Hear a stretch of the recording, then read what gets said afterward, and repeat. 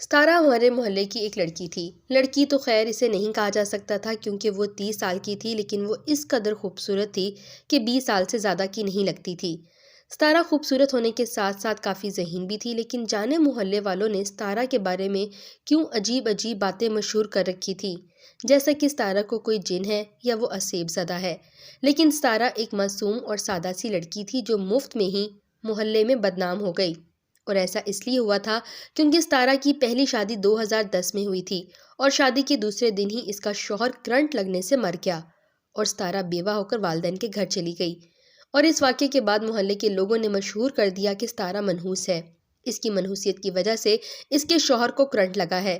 لیکن 1-2 مہینے یہ سب باتیں کرنے کے بعد محلے والوں نے ستارہ کے بارے میں باتیں بنانا بند کر دی۔ ستارہ کی پہلے شوہر کی وفات کے بعد اس کے والدین نے ستارہ کی 2013 میں دوبارہ ایک ڈاکٹر سے شادی کر دی، لیکن قسمت کو شاید یہ بھی منظور نہیں تھا اور ستارہ کا دوسرا شوہر ہارٹ اٹیک کی وجہ سے بھی مر گیا۔ ستارہ بیچاری ایک بار پھر بیوہ ہو کے گھر چلی آئی۔ اس بار محلے والوں نے ستارہ کو معاف نہیں کیا اور الٹی سیدھی باتیں بنانا شروع کر دیں اور بیچاری ستارہ کے لیے زندگی مشکل کر دی۔ میں بذات خود بہت ماڈرن اور آزاد خیال تھا اور اس سب کے لیے ستارہ کو قصوروار نہیں سمجھتا تھا، اور اس بیچاری کا کوئی قصور تھا بھی نہیں۔ زندگی اور موت تو خدا کے ہاتھ میں ہوتی ہے۔ اس وقت تو کم از کم میں ستارہ کے بارے میں یہی سوچتا تھا۔ اس واقعے کو 4 سال گزر گئے، پھر بہت دیر تک ستارہ کے لیے کوئی رشتہ نہ آیا۔ ایک دن اچانک کسی دوسرے محلے سے ستارہ کے لیے رشتہ آیا اور ستارہ کے والدین نے فوراً ہاں کر دی، اسی ڈر سے کہ کہیں محلے والوں کی باتوں کی وجہ سے یہ رشتہ بھی ہاتھ سے نہ نکل جائے۔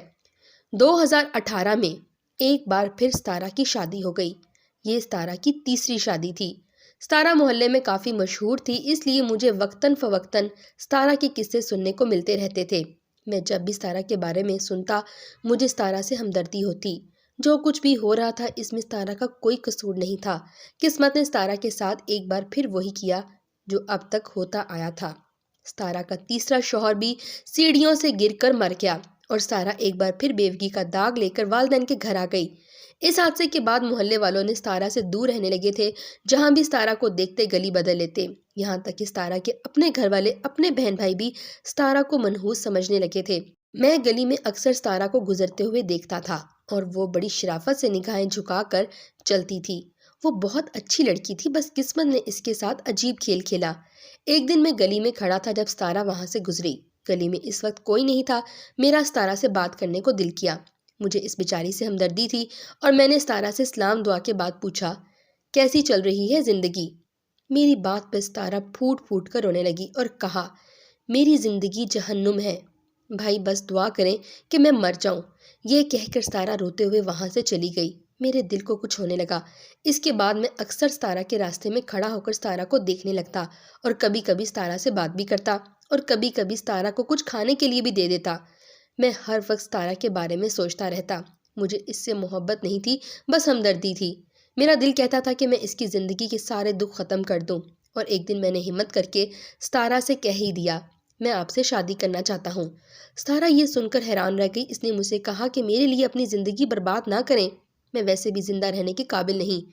میں ستارہ کی بات سن کر تڑپ گیا۔ میں نے حتمی لہجے میں کہا کہ میں فیصلہ کر لیا ہے اور میں تمہیں سے شادی کروں گا۔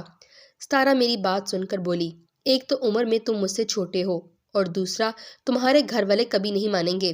میں نے کہا میں اپنے گھر والوں کو منا لوں گا، لیکن ستارہ نے ٹھیک ہی کہا تھا۔ گھر والوں نے اس قدر مخالفت کی جو میرے وہم و گمان میں بھی نہیں تھا۔ سب مجھے سمجھا رہے تھے، میرے بھائی بہن مجھے سمجھانے چلے آئے، میرے دور دراز کے رشتہ داروں کو جب پتہ چلا تو سب مجھے سمجھانے آئے۔ میرے خود کے گھر والے ناراض ہو گئے، لیکن میرا فیصلہ حتمی تھا کہ میں ستارہ کے علاوہ کہیں شادی نہیں کروں گا۔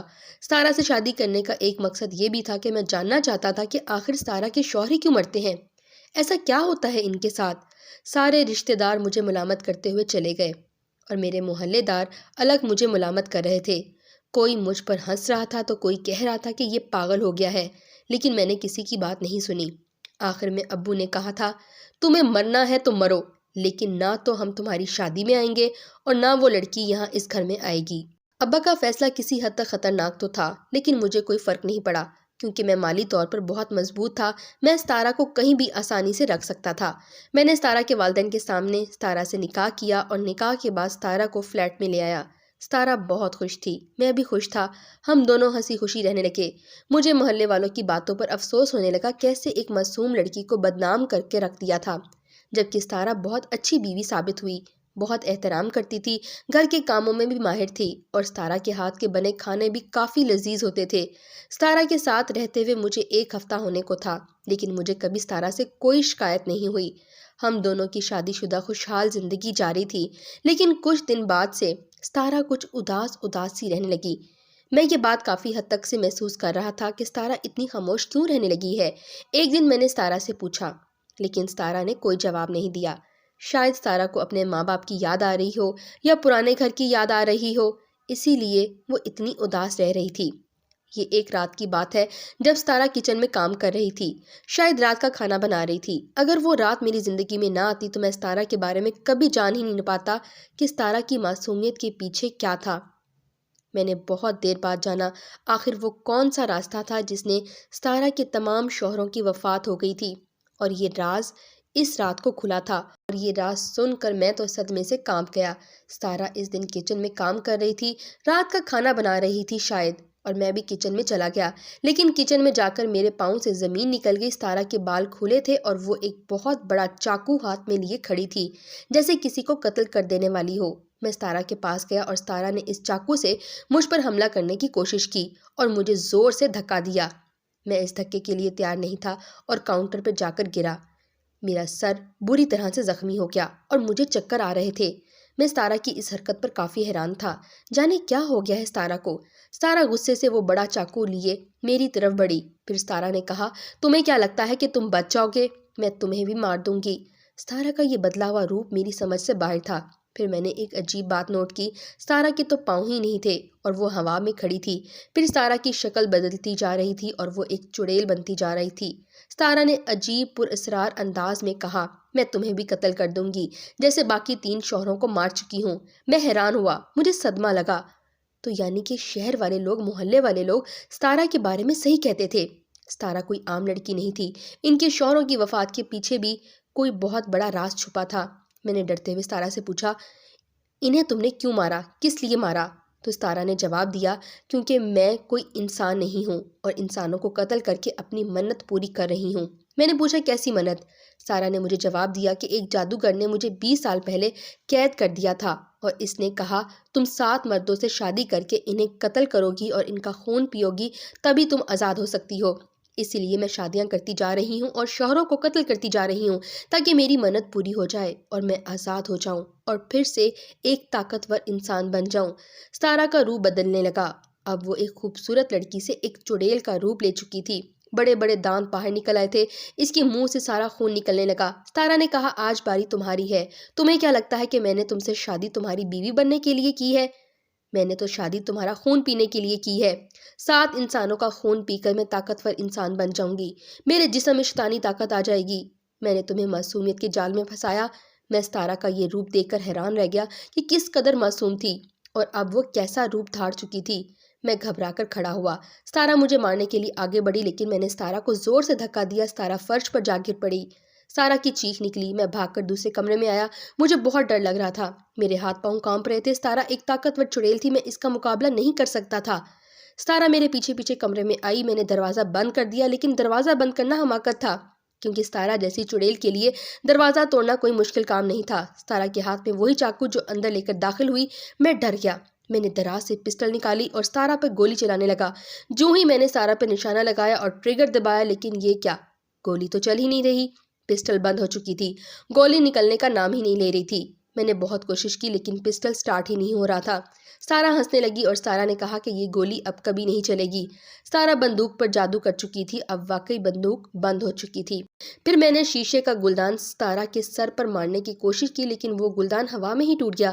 میں نے دراز سے بہت بڑی لکڑی کا ٹکڑا اٹھایا۔ لکڑی کا ٹکڑا میں نے جیسے ہی ستارہ کی طرف اچھالا تو وہ لکڑی کا ٹکڑا ہوا میں غائب ہو گیا۔ اب مجھے سچ میں ڈر لگنے لگا، یعنی کہ میں کبھی بھی ستارہ کو ہرا نہیں سکتا تھا۔